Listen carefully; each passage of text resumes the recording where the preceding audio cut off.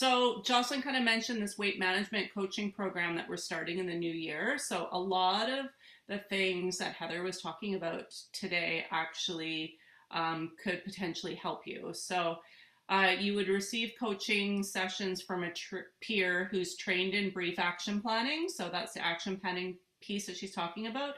And the brief action planning is basically looking at what you want to do. Oh, just gonna admit, morning. What you want to do in like a short period of time.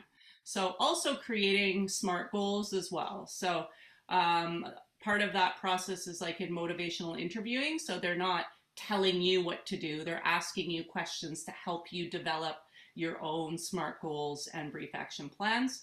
And also, if you're interested in physical activity coaching, that's something that they're trained to do as well. You're also able to receive up to 2 nutrition consultants from Fruitful Elements, who will be part of the presentation tomorrow, and 2 exercise consultations from Ocean Rehab, and Sierra is going to be doing this next session with us. There's also a handout or checklist on different medical interventions and possibly what you want to talk to your doctor about. And of course, you know, we're trying to start this weight loss community where we're all together. We can attend workshops, classes, support groups. So that will be ongoing throughout the year. Please feel free to reach out to me for more info on that. Thanks, Teri. Well, I am really excited to introduce our next speaker. So this presentation has a great title, Exercise, They Say, Now What? A practical guide to getting movement in. Sierra Roth supports others living with disabilities and becoming physically active through many organizations, including Active Living Alliance for Canadians with a Disability, or the Steadward Centre, Kootenay Adaptive, and as a movement specialist at Ocean Rehab and Fitness. After a negative experience with exercise after her spinal cord injury in 2013, she pursued her kinesiology degree and now strives to build others' confidence in movement. That's a great bio. And without further ado, here's Sierra. Thanks, Jocelyn. Hello, everyone. So as the title says, I just want to go through a bunch of resources. I kind of always like to start off a little bit behind my story and how I got to where I am today, because I do have the empathy to know how hard exercise is. And we've been talking a lot about behavioral changes. And exercise is one of those behaviors that is a really hard thing to do.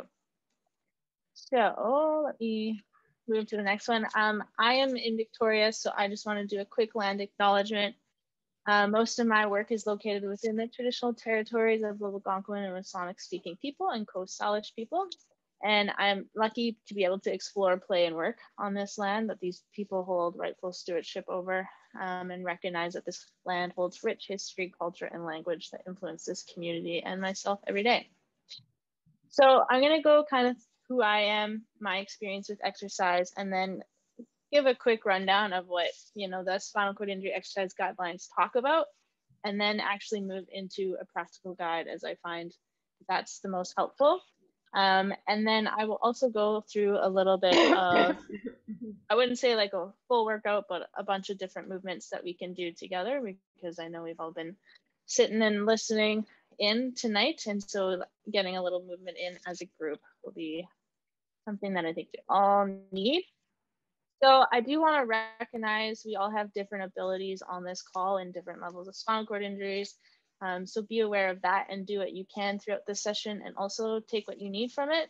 Not everything will be helpful to you, but there will be pieces that I hope that everyone can take from this. So to start, I want to just get everyone in the chat to type kind of some of the exercises you might do, or pieces of equipment that you might use, whether that's at home or in a gym. So if you want to throw some of those in the chats, and if there's none, well, then I hope this presentation will help with that. We had lots of cycling. Yes, yes. TheraBands, which apparently everyone's getting, so that makes me super excited. Perfect. Okay, so yeah, if you start having more ideas of some of the things you might use, feel free to throw that in the chat. So who am I? Well, I am Sierra, and as Jocelyn said, I have my Bachelor of Science in Kinesiology degree at the U of A is where I got that.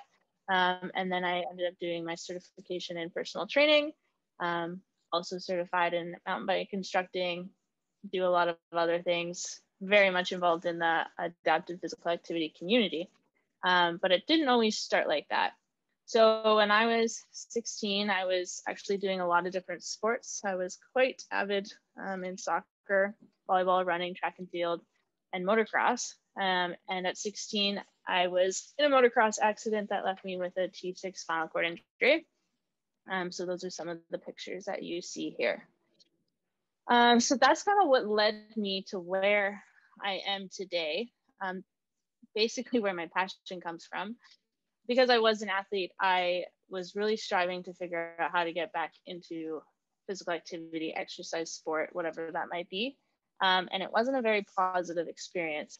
So when I went back into high school at that time, instead of going into gym class and having teachers adapt to that, they ended up putting me just in physio because they didn't know what else to do with me.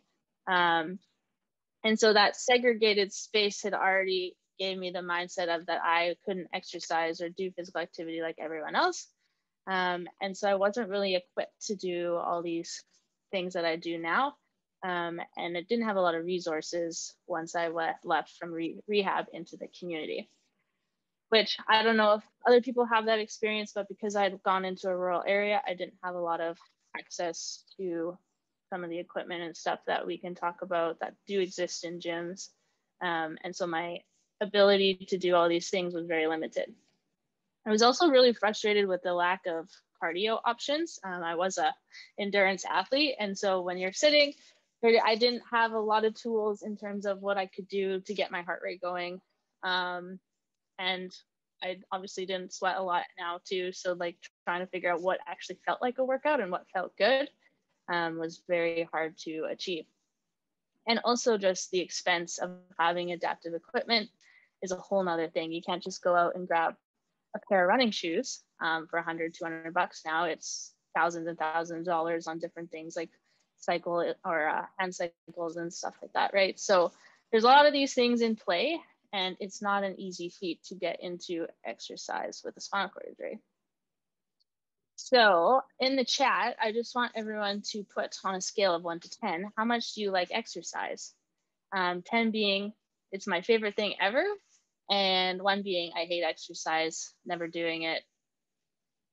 That's kind of where we're at. So if you want to put in the chat 1 to 10. Depends on the exercise. Yes, love that. Awesome. Okay. Kind of all over. Love this. Regular exercise 2, competitive 8. Okay, so we have some competitiveness in this. Okay. Perfect. Yes. We will also talk a little bit about pain. Awesome. Okay. So we'll move on. So I obviously delve in because I was an athlete, needed to, as Teri had mentioned, the competitive side. So I threw myself into a bunch of para sports when I was in university and kind of got acquainted with all the things that exist for me. So those can be things like adaptive boxing, skiing. I did a little bit of wheelchair racing. I got involved in a lot of rowing, and then adaptive mountain biking is kind of where I am now. But I would say that those are the things that I don't do on a regular basis. So these things were experiences that I got to go on, or different things that I got involved with other friends and stuff like that. And again, the equipment was very expensive. And so these are some of the things that I were able to do, but it just kind of opened up my world about what could be possible. And so, see if we'll go to the next. I also got pretty competitive into wheelchair racing and then into rowing, and it kind of changed my perspective of what training, what exercise could look like for someone with a disability, someone with a spinal cord injury. And even in the athlete world, we have to be very adaptive every day. And so this was kind of one of those key takeaways that I took from that was, even though you might have a program, you might have a certain routine, every time you show up, you might have to make adaptations into what you are doing based on A, if you have a bunch of pain that day, or B, something comes up within the spinal cord world of everything, something doesn't go as right. There are things that we will have to adapt. And so how do we do that? The other thing was consistency was a big one. And so once, as we were talking about with our behavioral changes, once we start getting into a routine, it starts to become more enjoyable. We start finding things that we want to do to show up. And so that is really important in finding a way to be as consistent as we can. Obviously, that comes with all the other challenges that we are faced with.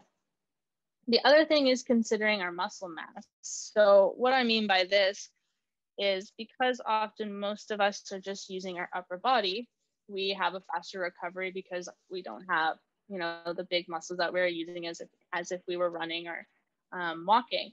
However, we are using those muscles all day long, whether we're pushing a wheelchair or doing transfers or whatever that might be. And so we have to think about these things when we are doing exercise and how we can modify those to make it sustainable. Because if we do a bunch of really hard workout one day, it might not set us up great for the rest of the week, and we still have to do all the other things we have to do, whether that's pushing around or walking or using a walker and stuff like that. So these are some of the things that I had to learn the hard way as an athlete. So I always like to preface some of these things with, when you do start planning and adding in little bits of exercise here and there, or you start really starting to get a plan in place, what does that look like? And how can we make this sustainable? So the exercise guidelines are interesting.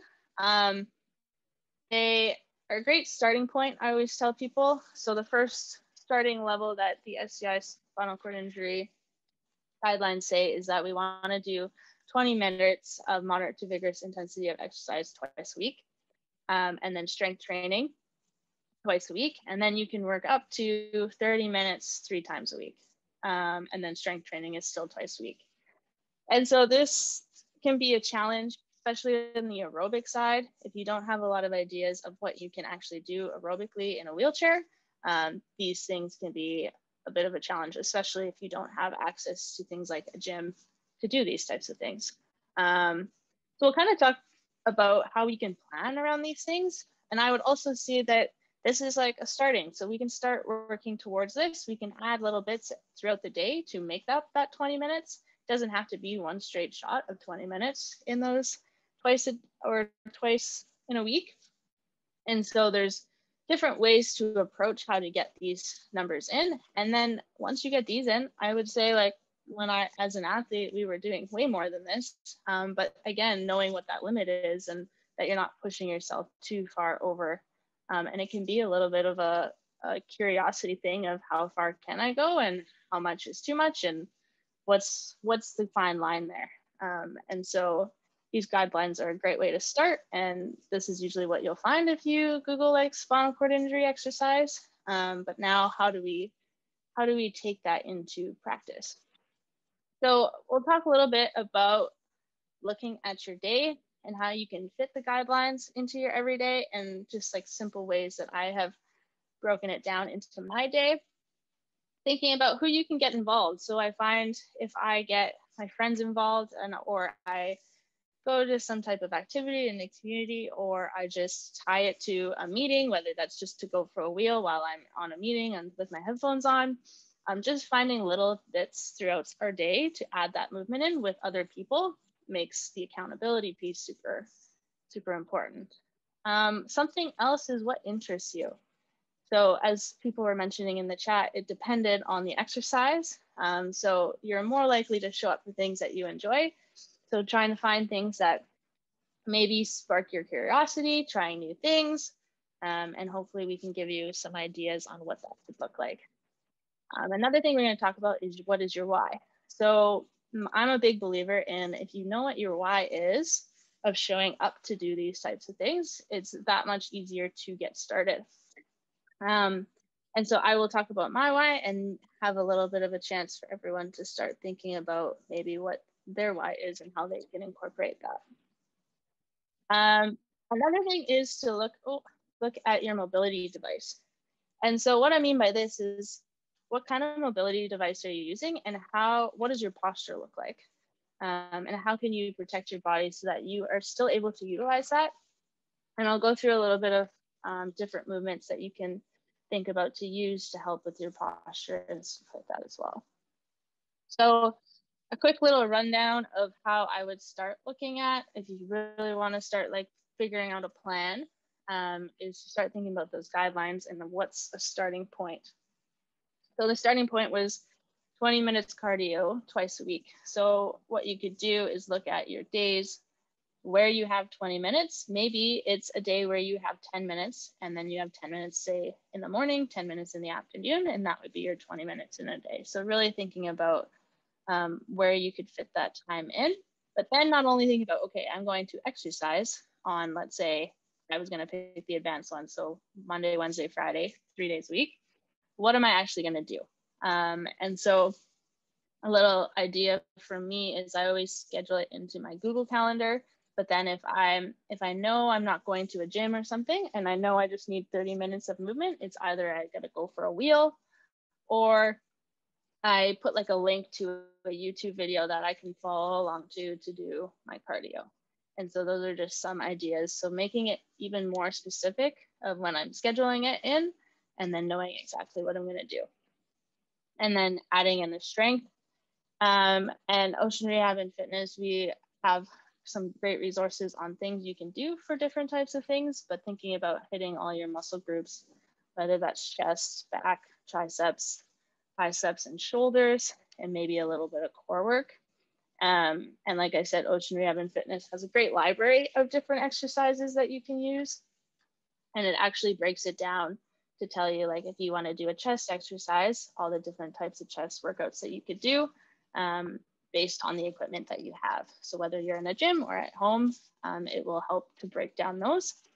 And then we're also available to help you with kind of deciding how to make up those programs. So then we are going to move into some of the toolkit that I have at home. My favorite is a dowel. So you'll see the little wooden dowel there, and people are always like, what is a dowel? Well, it could be anything. It could be a hockey stick. It could be an umbrella. If you see here in my camera, I actually just have a mop stick, and I actually like it because it can adjust based on what I'm using. So what the heck do I use a dowel for? Well, there's lots of things that we can use a dowel for when it comes to cardio. So thinking about different sports, I train a dragon boat team, an MS dragon boat team, and we pretty much just use a dowel for our entire workout, and we practice doing kayak movements and then dragon boat paddling, and then just doing cardio in that sense. And so what we would do is put on some music and then do different intervals and utilize that to do just their paddling workout and not even have it water per se. The other thing we do on Ocean Rehab and Fitness is have some different cardio videos, and we use a dowel workout for one of them to show you a bunch of different movements that you can utilize, and you just need a dowel or a hockey stick or umbrella or a cane, whatever looks like a dowel. And then we have a bunch of different TheraBand options. On the left here, what is showing you is a door stopper on the top, and then the band is actually down below. And then on the bottom left there, it shows you how it hangs. And so I actually have it, you're not going to be able to see it great in the camera, but I have it behind me.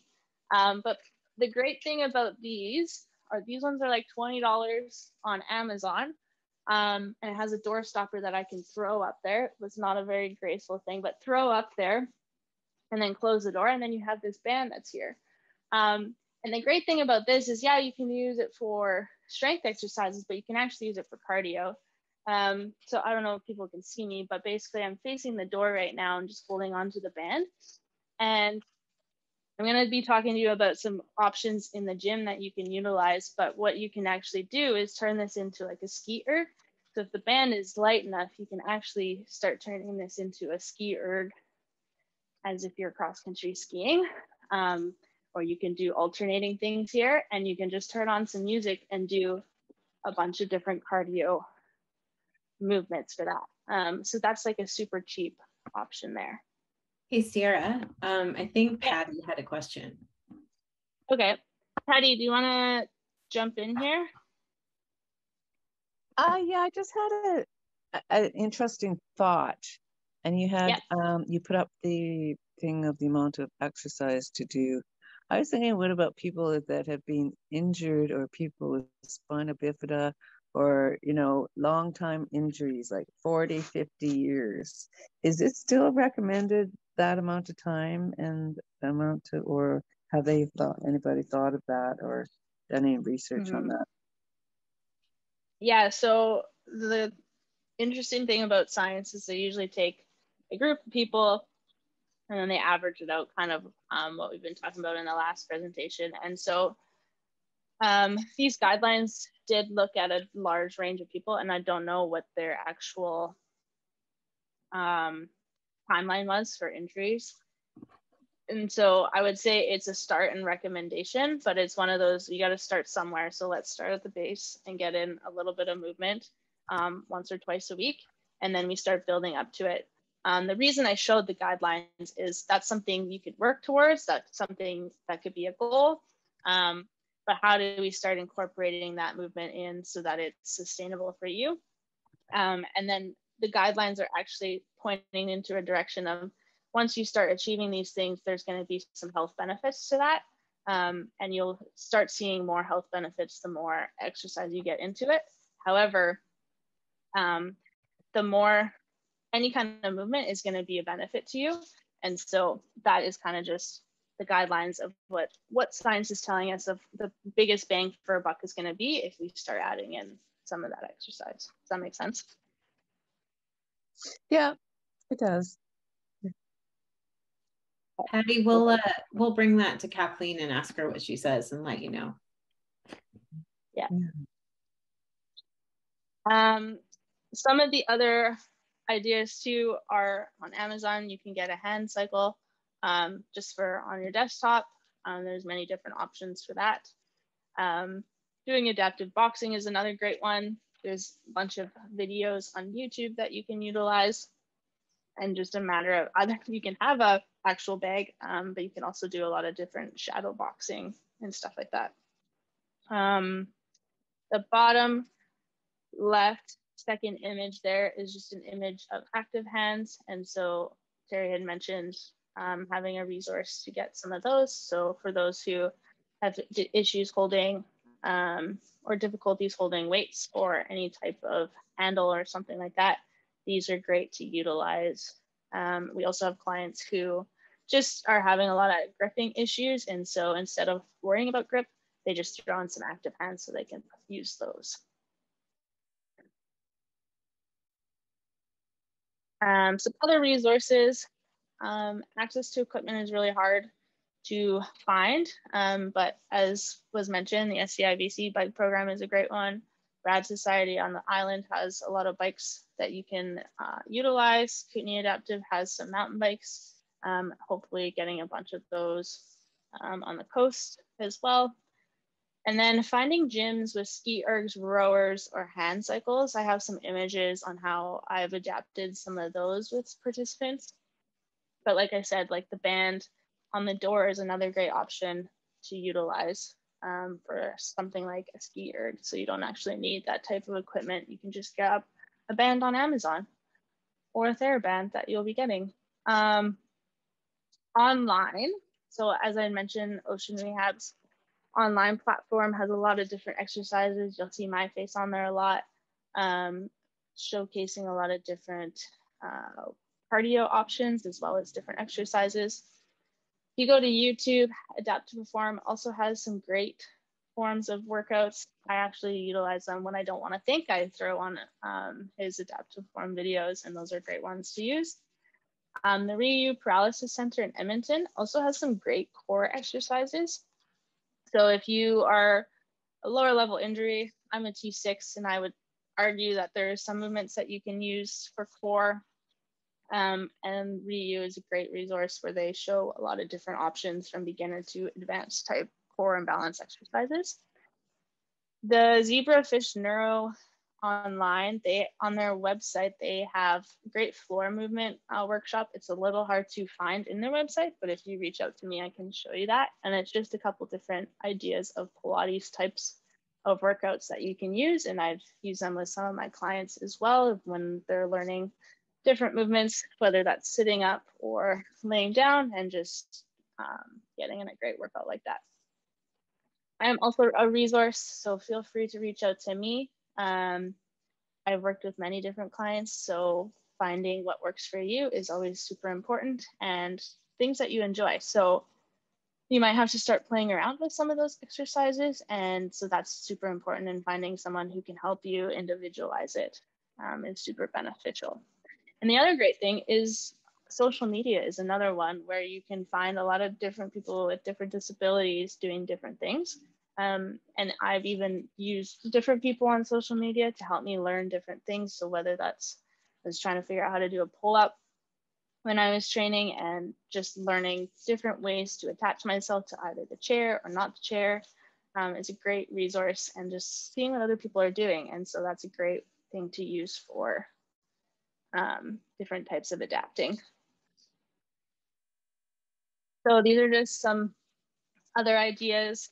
Like I said, I used to row, so you can actually get attachments for Concept 2 rowers. Not a lot of people know this. You can actually get seats. Some rowing clubs actually have them across Canada, so reaching out to them. And then it just attaches to a rowing machine, and then you just can transfer into it. Another guy I used to train, he plays wheelchair rugby. We just take off the actual sliding seat, and he just pulls up to that and utilizes that. And he's got active hands. You can see in the third photo, active hands that hook onto it to help him. And then he's got weights on the front of the rower, so he doesn't yank it towards him. And then the ski erg is on the right. If someone doesn't know what a ski erg is, it's basically mimicking that cross-country movement. And it's another great option, and a different movement than what we're doing all day, pushing a wheelchair. This is the Ocean Rehab site. So this is just some examples of different exercises. So you'll see different movements. You can filter the whole thing to show you different movements and other ideas of what you can use. And then there's also workouts that'll actually show you an entire workout, and photos and videos to show you how to do them. So that is another option for a resource. So we talked about a little movement is good. And so what can those movements look like? And so I always say to start off with the neck, and to think about how the neck can move in different ways, and making sure we do all of those different movements. So if we're sitting all day, we're normally looking straight ahead, but thinking about our head can actually go up and down, left and right, and then our head can actually tilt from left to right as well. So getting in those movements throughout the day is super important. Another great one is shoulders. And so we're sitting usually hunched forward all day. So how can we get up and back? And so another great one is thinking about shoulder squares. So thinking about how can I draw squares with my shoulders? And so going backwards in the opposite direction that we're going all day, and drawing those squares. Another one is just like everyone knows is usually the shoulder rolls. So going backwards like that.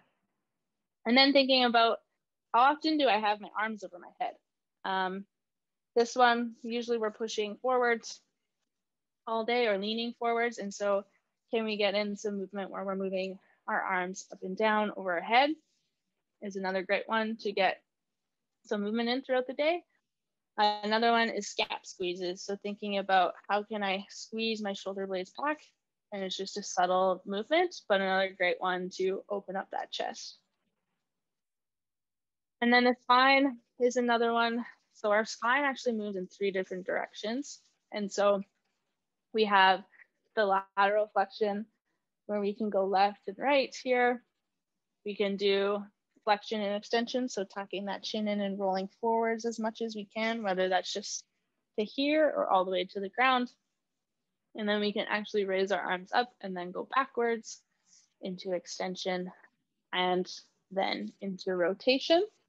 Another great one that we don't think a lot about is a hip hinge. So I have placed my hands on my lap so I don't fall forwards, but the hip hinge is another great movement that we don't often do unless we're like wheeling up hills. And so just running down through neck, shoulders, and spine once or twice a day is enough to start thinking about how can I add a little more movement and start getting in maybe that 20 minutes that they recommend, or start building into more movement throughout the day.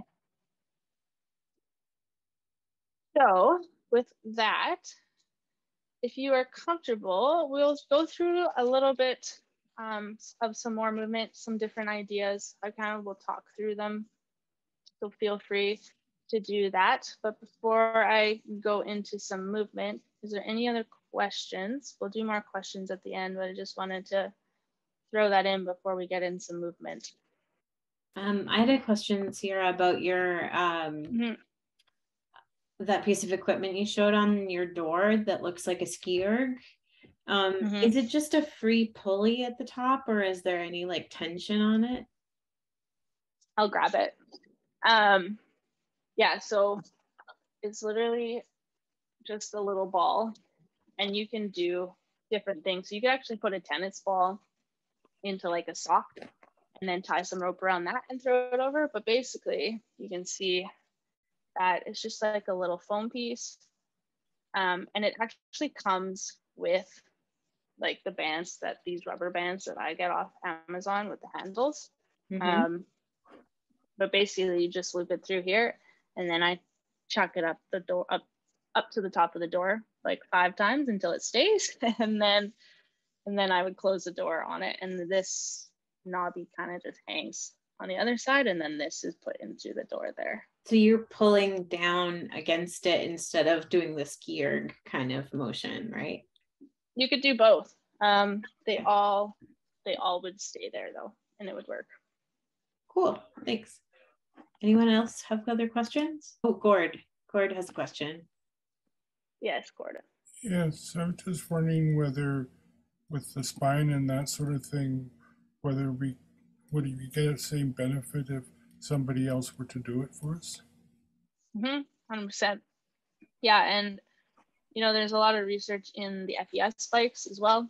The FES spike is actually doing a lot of the work with electrodes, but there's definitely a benefit into doing that. Or even doing, like the stretches and stuff is another super great thing. It's interesting because there's also research that shows, like, let's say you have a broken arm on your left arm and you only work out your right. If you're only working out that right, you're actually getting some neural benefit in your left side as well. So there's a lot of those different things that go into play, that any movement is good. The more movement you can find and utilize, whether that's you doing it or someone else helping you doing it, there's definitely benefit in that. Thank you. Do you want to ask a question? What, like if you've went like full out because of anger and everything, and now you're so messed up that you're basically done with rotator cuffs, stuff like that. Do you recommend putting your arms up over your head in bed instead? Yeah, you could totally do that. Okay. Finding low impact things that you can do, even just doing movements of the shoulders without doing anything over the head, that's totally fine. Right. Even moving hands just in front of you instead of overhead, that's another great one. So just finding those movements that feel good to you is totally beneficial, yes. Okay. I'm going to keep going then. So I encourage you all to find a little bit of movement in this. Some of these movements will work for others. You will see me demonstrate some of them and also be stronger with some of them. If you have a little more core than I do, you might be able to do a little more movement than I can. So do what feels good to you. But I will encourage you all to start. We're going to start with some breathing. And so you can actually just close your eyes if that feels good to you. And we're going to place hand on our heart and one on our belly. And all we're going to do is think about inhaling, expanding the belly and then the chest as we inhale, and then as we exhale, flowing everything down towards the tailbone.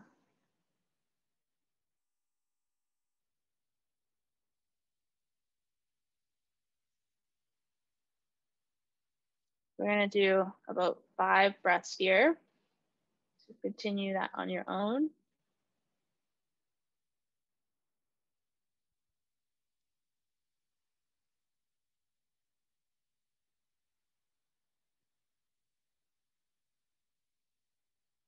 Good.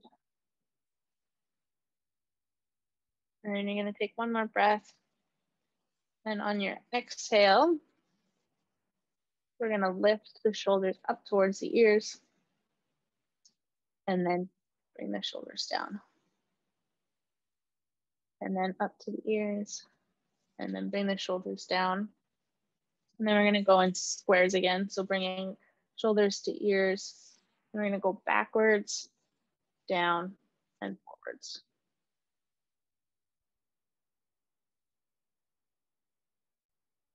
And we'll do that a couple times here.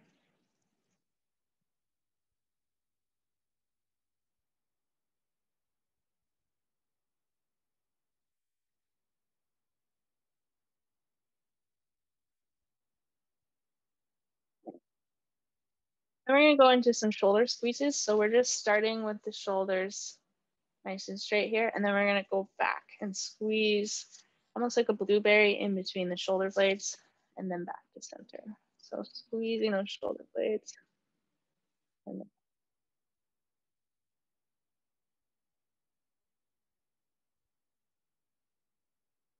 good.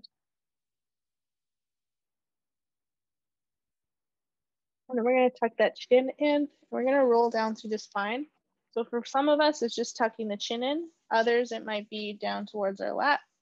I just put my hands on my lap and go forwards. And for others, it might be reaching all the way down to the ground. Whatever feels good. And once you get to your bottom, you're going to think about taking a big inhale, expanding the ribs, and then exhale, and you will slowly come back up to center. Then we're going to lift the chest. Arms are going to come to the side or behind us, and we're going to look up.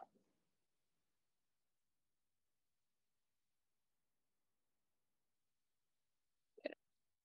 And then we're going to come back to center. And then you can either start thinking about it or getting a little movement in. So thinking about that we have a hula hoop and we are trying to hula hoop here. So just a little motion in the hips. It might be very small, thinking about that movement. For others, it might be nice big circles. Good. And then we'll switch directions. I don't see Gordon's hips moving. I can't see any of you, so good. And then we will rest there. Good. And then from there, we can go into, I'm going to just show a bunch of different other warm-up type movements. So we can go into the classic arm circles, going forwards and backwards. Another one, if it feels good, you can go up overhead into some arm jumping jacks here. Do note that anytime you bring your hands over your head, your heart rate's actually going to go up. So if that feels good, totally do that. The more you get your hands over your head, the higher your heart rate's going to go up. And then the other one we can do is go into some side reaches. Or you can just go reaching in front of you, whatever feels good. The key is to move to what feels good. It might be little movements. It might just be breathing. And then we'll go back into arm circles. And you can go into bigger arm circles. And then we'll switch. And then bigger again. And then arms overhead or arms out in front. Good. And then reaching from side to side or out in front. Good.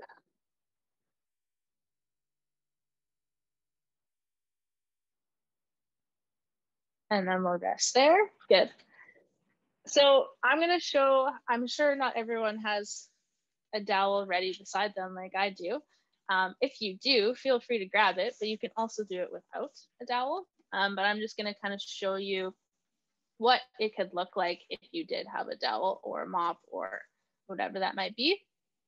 I'm also going to share, we're going to also add a little music in.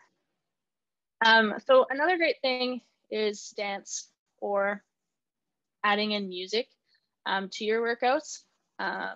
Interestingly, your heart rate actually will often mimic the music and beat that you put on. So being careful with that, but also playing with that, so that if you do want to start feeling like you have a workout in, you play a faster beat type of music.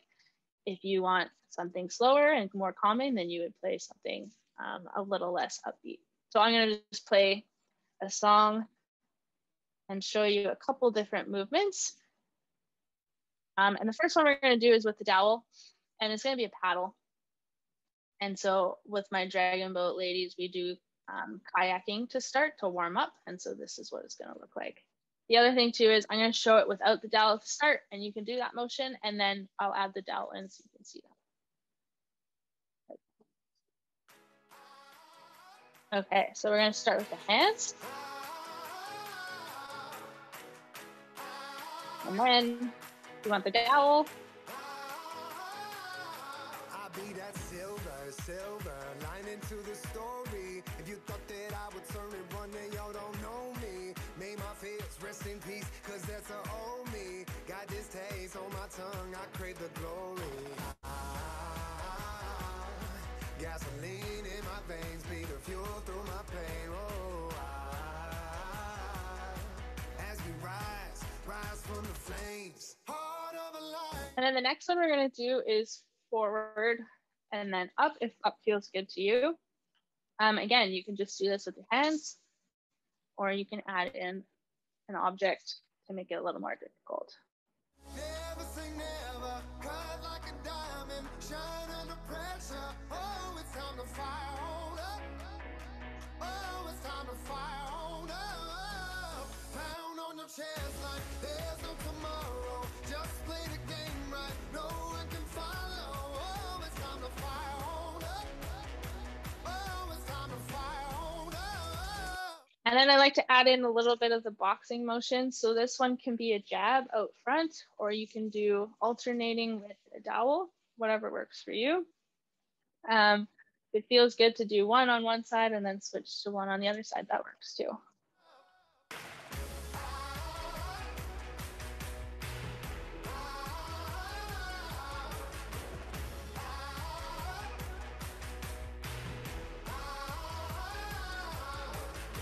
They say the struggle is real. I say the struggle reveals how you deal with the monster that's inside you.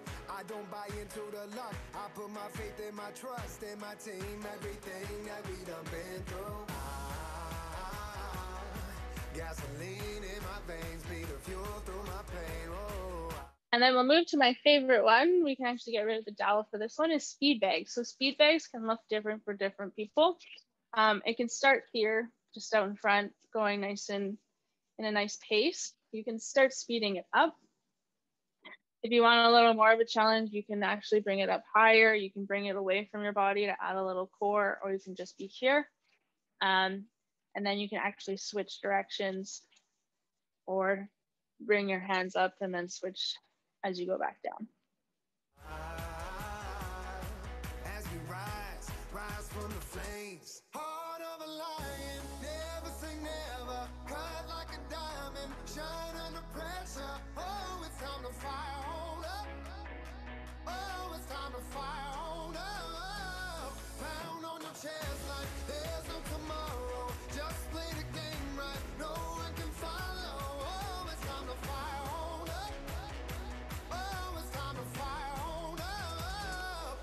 Good, and then we can move into either some shoulder press or front raises. So we can go shoulder press here or some front raises here, whatever feels good.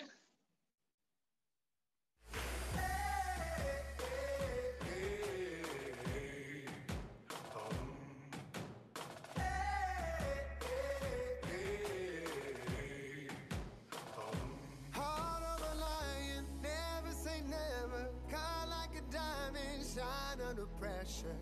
It's time to fire on up. It's time to fire on up, yeah.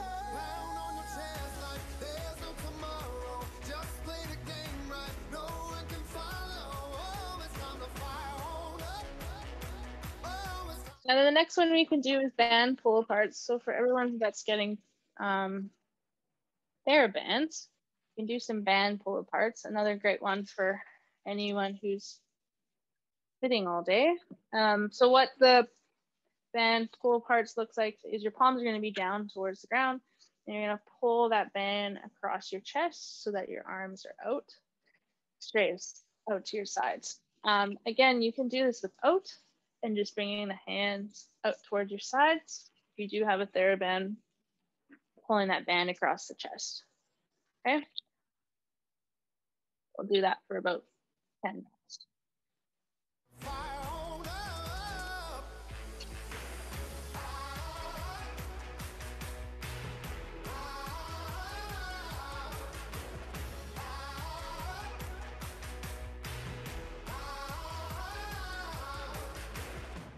And then we'll rest there.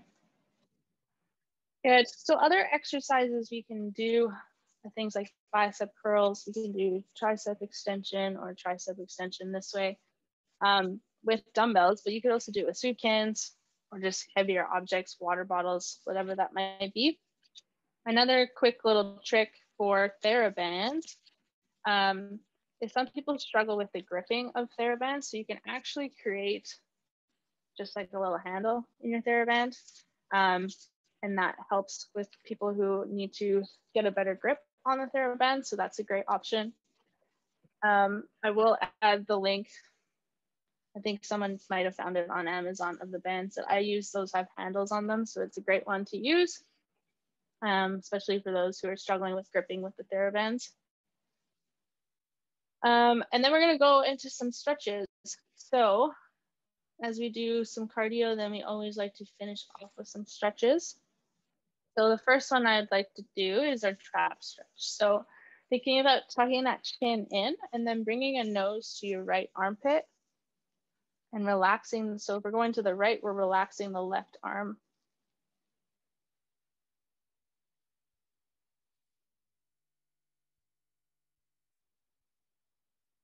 Good. And then we'll come back up to center, tuck that chin in and go to the left.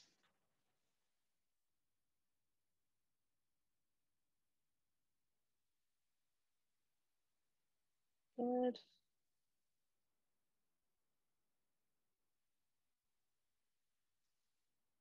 And we'll come back up to center. Another great one that we can do is a lat stretch. So there's two different ways you can do a lat stretch. You can either place your hands on the desk in front of you and scoot those hips back, or push that chair back and then place your head between your arms and place the weight in your hands. So that one feels really good. I find a lot of people using the chairs, that's one of their favorites. The other one, you can also do it against a wall. So if you're going parallel to a wall, you'll be about an inch from the wall. I can't actually get that close, but getting about an inch to the wall and then pressing over into the wall and then doing it like this. So you'll actually feel it all in here. The more you can press into a wall, the better. Then we can do a pec stretch. So if you have a wall, you can actually open up into that wall. Another great one is putting a hand into your pec and then opening up that chest. So finding something nice and stiff in the pec and then opening it up, and you'll feel that. You can do this one in bed as well.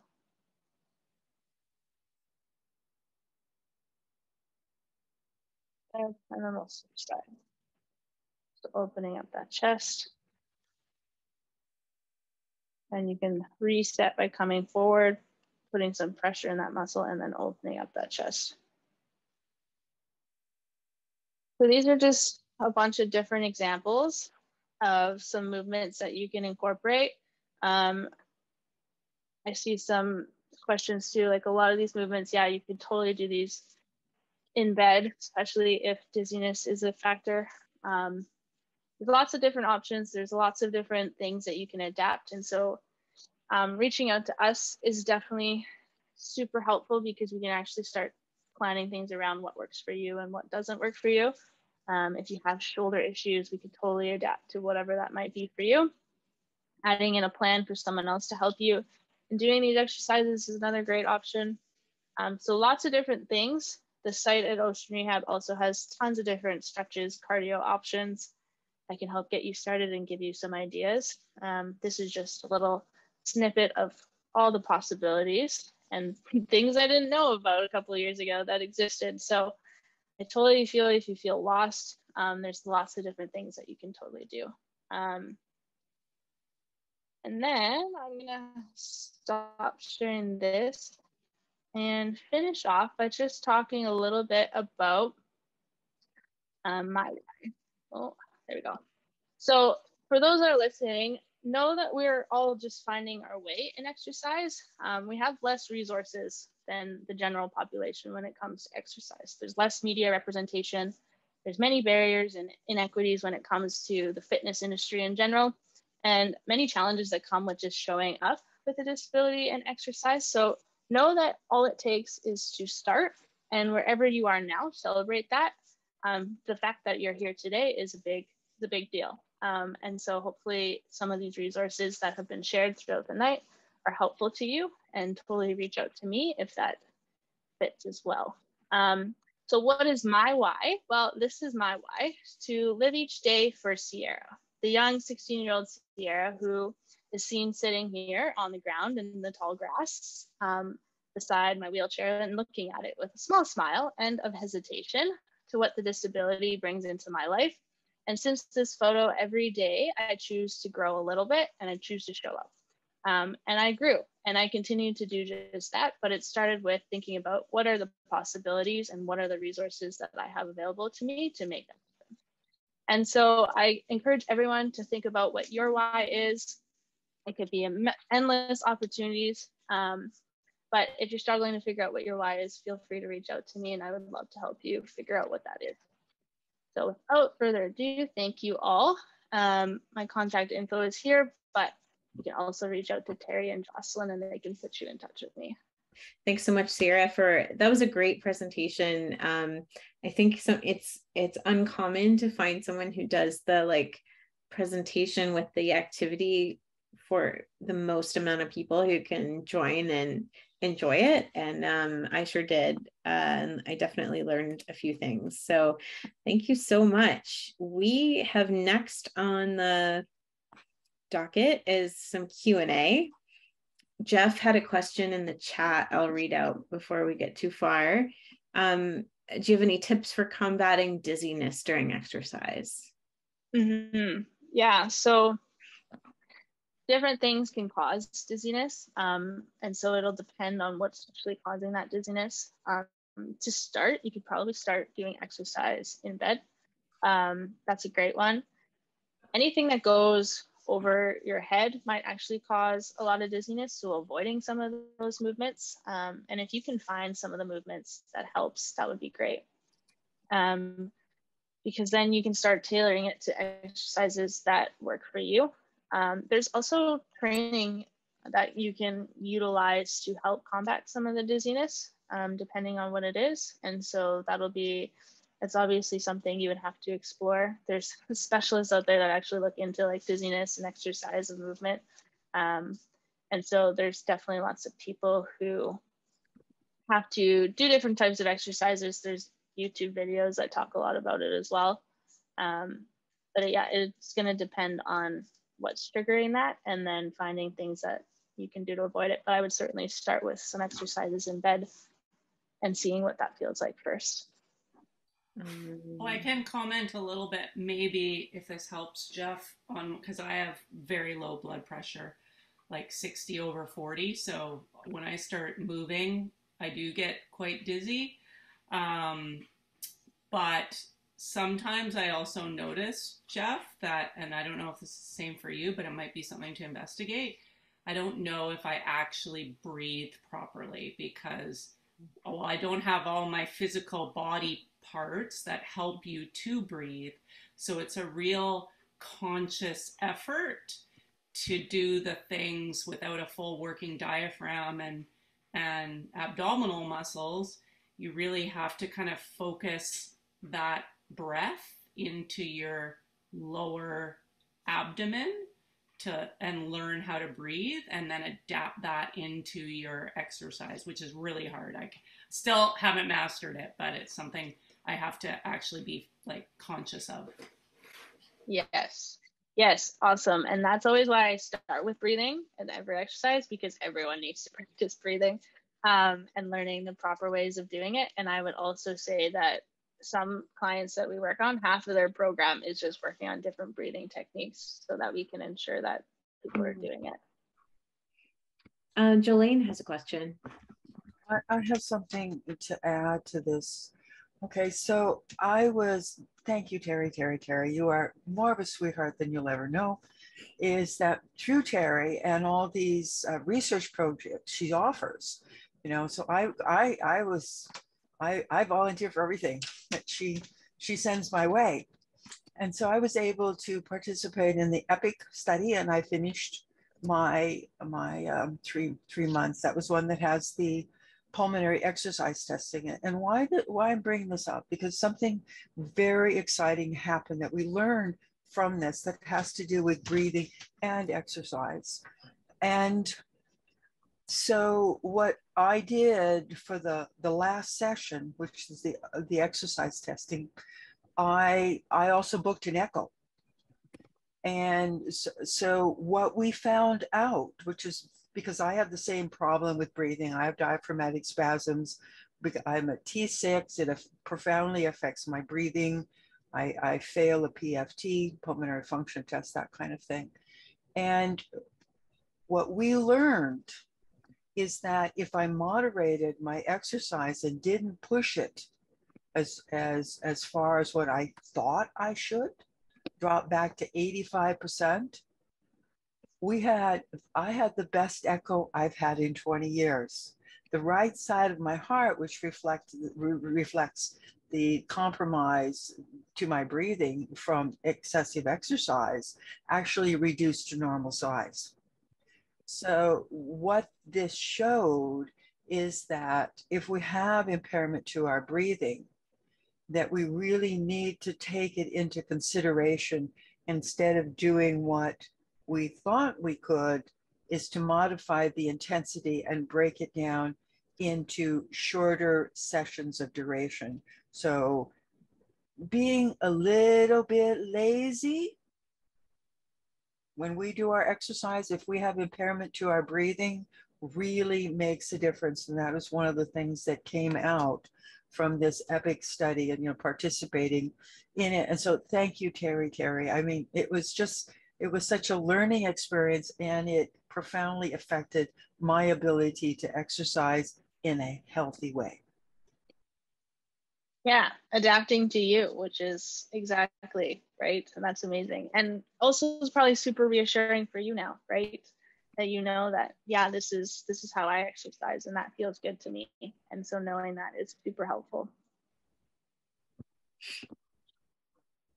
Anyone else? That was a great reflection there too, because I think it's one of the reasons why we partner with so many research projects and why Teri does what she does to connect people to them, is because we learn something from many of them ourselves, but also the researchers learn more about us and what works for us. So it's fantastic.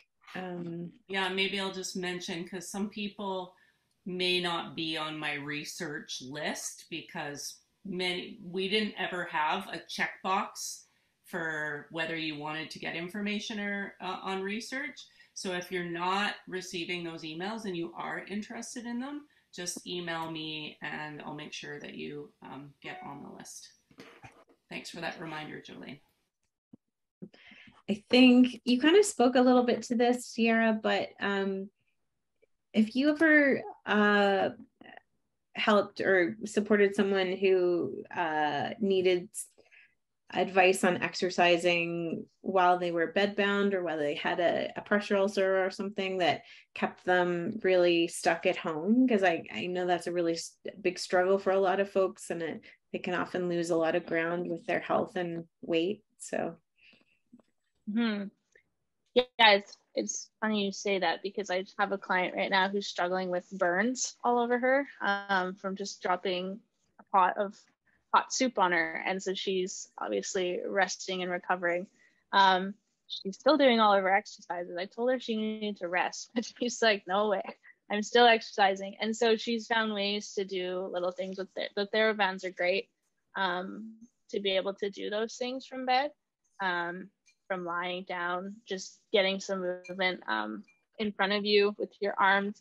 The great thing about the TheraBands is you can tie them to a lot of things on your bed. So if there's anything around your bed that you can tie them to do different exercises, that is great.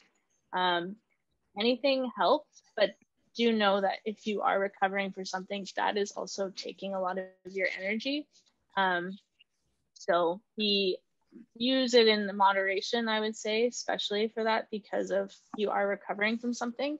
If you are healing from a burn or a pressure sore, and so that's going to take a lot of your energy, and so just be aware of that, and you might feel more tired too, so know that is also something that might come up. But exercise definitely helps, super helpful for the mind as well, and just getting any kinds of little movements. A lot of the movements we went through today can all be done from lying down too, so those are super easy to incorporate. cool. Anybody else? Jeff. I have a question. My respiratory health is a mess. Double lung pneumonia pretty much every year. How would I get my respiratory health back so that I could breathe properly again? Yeah, I would say that to start with is working on a lot of those different breathing exercises. Okay. That's a great one to start with. There's lots of research that shows that just working on those different ways of breathing can help, and get your brain to start thinking about a different way of breathing and to make it more of a regular thing. Yeah, I would start there, but it would also be, once you start adding a little more exercise too, you will see that benefit as well. So learning what works for you in terms of movement, and maybe seeing what kinds of aerobic things that you can add, whether that's just a simple dowel or the band on the door, and adding those in as well.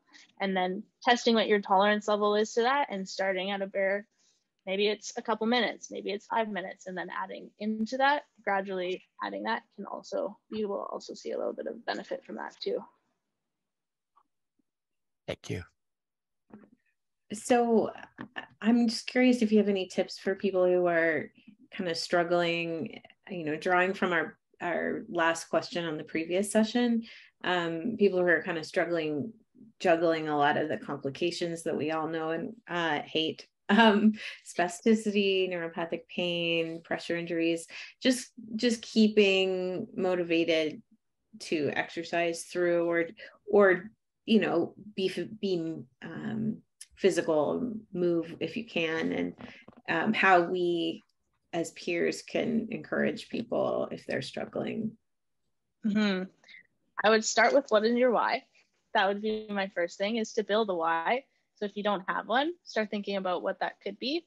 We talked a lot about the importance of managing weight, and that being super beneficial to transfers. So thinking about some of those benefits to your everyday.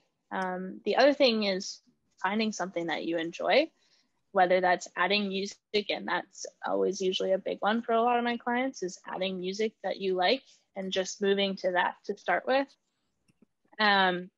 And if you need accountability, finding those accountability partners, whether that's someone in your household or a friend.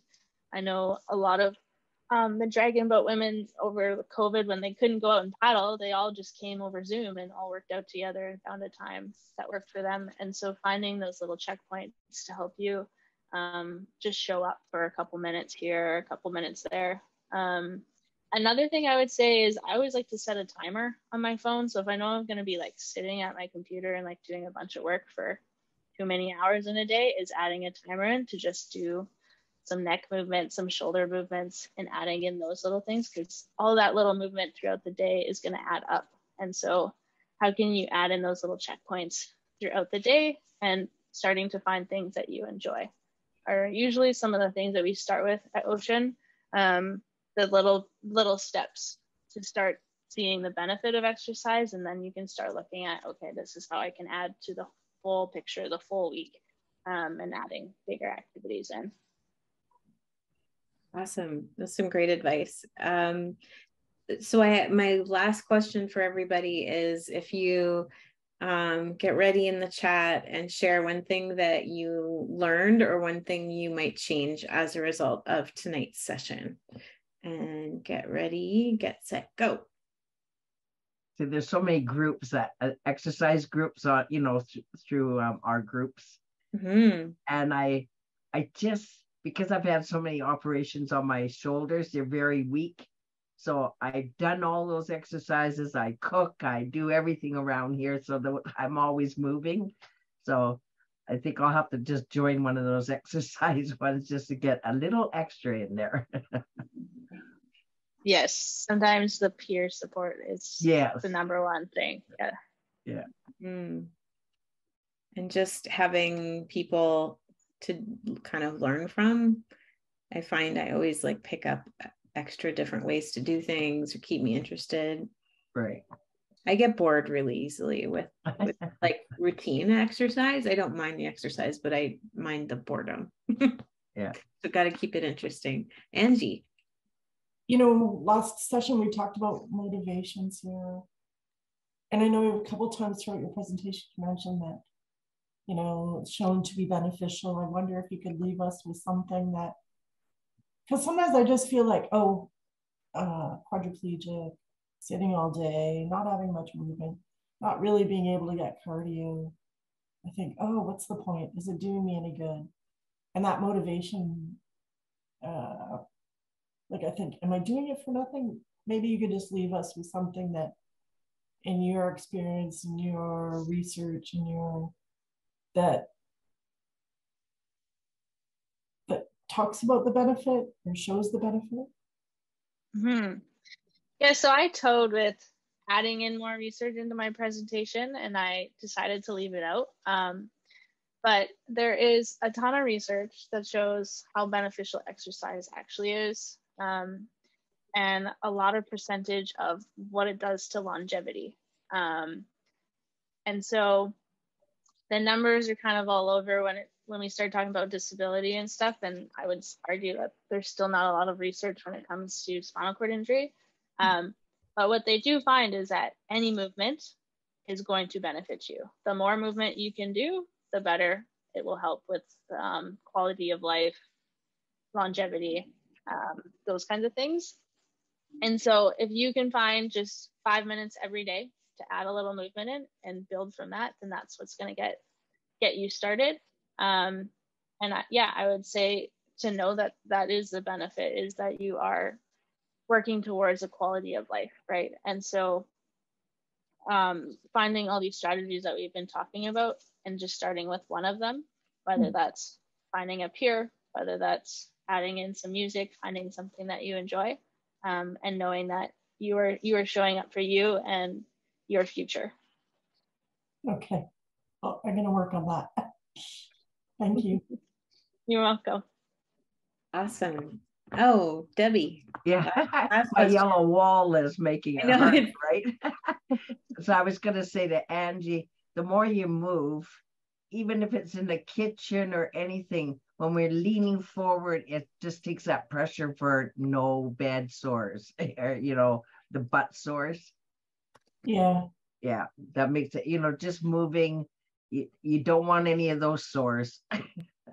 No, for sure. One thing I know about research, particularly with people with spinal cord injury, is cardiovascular disease is very, very high. And exercise or movement is your strategy to lower your risk of that. Right. And mostly it's because we don't move, right? Yeah.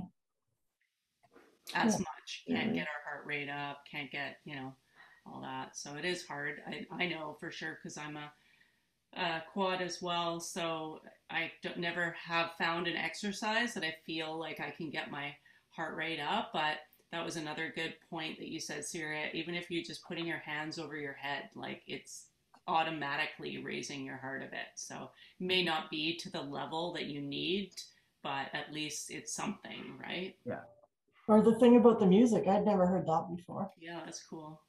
Yeah, that was we did a lab experiment on that, and we did different cardio options and different levels of intensity, and then we added music in, and to see the jumps in heart rate as you turned up faster beat, huge difference. So add faster beat music if you want a little more of a workout. I also find when I'm on the MotoMed that the music makes the MotoMed seem less intense. Oh, good. Interesting. Yeah. Cool. Yeah. Cool. Those are all some great tips, and I think we've all taken something away that we could like fine tune or add to, or even just help us find our motivation or our sort of the practical considerations that Heather Gainforth talked about too. So thank you all for spending your Friday evening with us. Also, just one last comment. I just really appreciate that. I have to admit, I've kind of missed, pre-COVID, you guys had the one-day forums at Blueson on health-related things. I always found those really helpful. So I've been missing them. So I'm glad to see this topic is a related to health topic has made it to the list for one of your activities. So awesome. Thank you so much. I'm glad you came. And we actually can't even use the BSsKin Center at the moment because it's being used for other things. So we have even more health information on our online sessions, including the ones on aging. And I think there's an exercise one that's going to be physical activity and exercise with the people who researched the guidelines. And a few others. So keep your eyes peeled for the newsletter because we send out that every week, I think. And we do a mail out every week, but we also have a monthly newsletter that comes in at the beginning of the month. Yeah, I think the online ones are on the every week newsletters because there are so many sessions. Anyway, thank you so much. Thanks again to Sierra, and we'll see you guys all tomorrow. Thanks for spending your evening with us. Thank you. Bye.